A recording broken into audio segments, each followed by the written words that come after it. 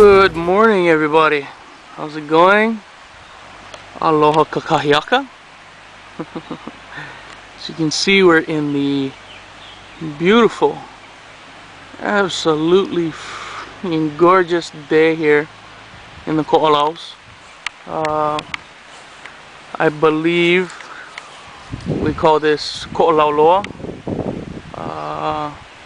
because Ko'olaupoko is way over there to the side, on this side, and from here on is Ko'olauloa. I believe it's called Loa. I could be wrong, but I think it's called Loa.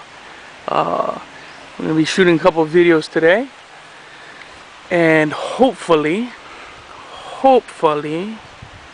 get them posted on YouTube. Shoots. Mahalo nui, and we'll be right back. How's it, everybody? So this will be a video in response to cableguyken's video on his, I believe it was a condor machete by Condor Knife and Tool, and he did an awesome job with the explanation of that tool. I personally, I've used two different Condor ones. I believe they're both Latin though. The 22-inch and the 18-inch. The 22-inch is a little bit big. Some guys, love that length, but for me, it's a little too long, and the 18-inch is perfect. With that said, this is the outstanding, I hope you can catch that, outstanding Ontario machete. It is 18 inches long, has a 2-inch ricasso, finger choil, whatever you want to call it, and I guess roughly about 2.5 inches at the widest point. This one does have a D-guard, and I threw on a lanyard because when it gets wet back here, you can lose the grip. The D-guard pretty much stops you from dropping it when you're swinging, but you can lose it, and I don't want to, so hence the lanyard. It is awesome. It is one of the best tools, machetes, that I've ever owned. It's beefy. Sorry, didn't even show that part. It's beefy. It's a good 3/16 of an inch thick, and for a machete, especially for the ones that I'm used to here in Hawaii, this is a thick blade. Let me get you off the tripod. This stick tripod is made out of how, and all of it was processed with that tool. Cut it out of the forest over there. Some people might say, oh, it's green wood. Come on, there's choke. Let's zoom in. All of that. Here, keep going. All of that past that tree, and all of that is how. So we're in no shortage of it. But yeah, let me put you back on the tripod, and we'll get back to it. So, just getting back to it, bought this sheath from a military surplus we have on the island called Military HQ in Sand Island. Perfect shop. If anybody's in Hawaii and needs a military surplus, you gotta go. You gotta go there.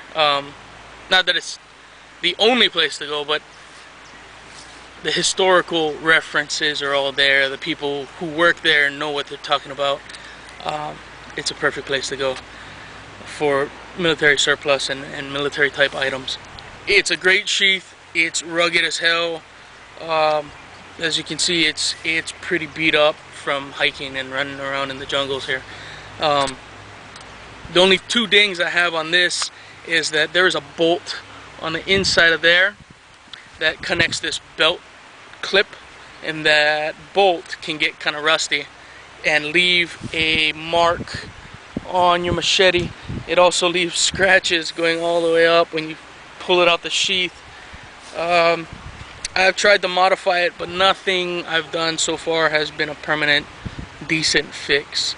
The other thing on this is that this machete comes with a belt clip, and this belt clip was designed for that 3-inch pistol belt that the military has. Now, I don't currently have one of those. I have used them, and I don't really like them in this kind of environment. They get wet, they get mildewy. When you're trudging through mud and up the hills, up the mountains, you don't want that extra weight. So I haven't used it. I have used a paracord that I've made a sling out of just to wrap it around to carry it. Not as comfortable as I was hoping for, and it did kind of get in the way when I was bending over and navigating through some denser areas. So it's not that great. I am going to try to put a 1-inch web belt through here, this section here, and we'll see how that works. You need a carry system for a machete. You can't really just carry it in your hand or throw it on the bag, especially when you're out here. You're using it so often that,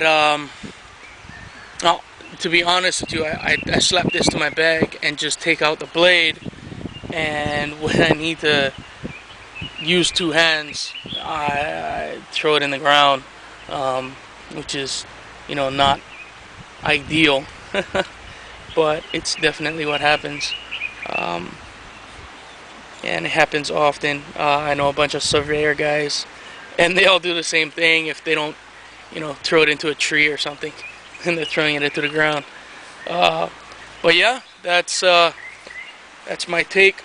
Awesome machete. If anybody gets a chance to check this out at your local hardware store, I bought this from A Power Supplies here in Oahu. Great store. Check them out for any kind of power tools you might need. But they have this one, and they also have the one without the D-guard, which is good. I have used that one before. It's more closer related to the mil-spec one, but it has scales instead of this rubberized handle, and those scales, after kind of a hard use, get loose and start to kind of break. They can chip and get sharp and screw up your hand, and nobody wants that. These ones are pretty durable. I've sent this through the ringer. When I did originally get this, there was a seam from the mold. As you can see, the seams here, there was one on the inside, and I just kind of took my cadet and cut it off, made it nice and smoother. But awesome machete. It's thick, which is great, if you need to baton. I don't really baton with my machete, but if you had to, it would hold up. It is 1095 carbon, which means you do have to take care of it. You can see right here on the blade, there's some rust. I don't know if you can see that, but whatever. But yeah, awesome tool, great knife. Thank you, Ken, for letting me post this as a response to your video, helping me get out there. And if you can, subscribe. I got a bunch more videos coming, and take you on my trips through the through the bush here. Shoots, mahalo nui, lono.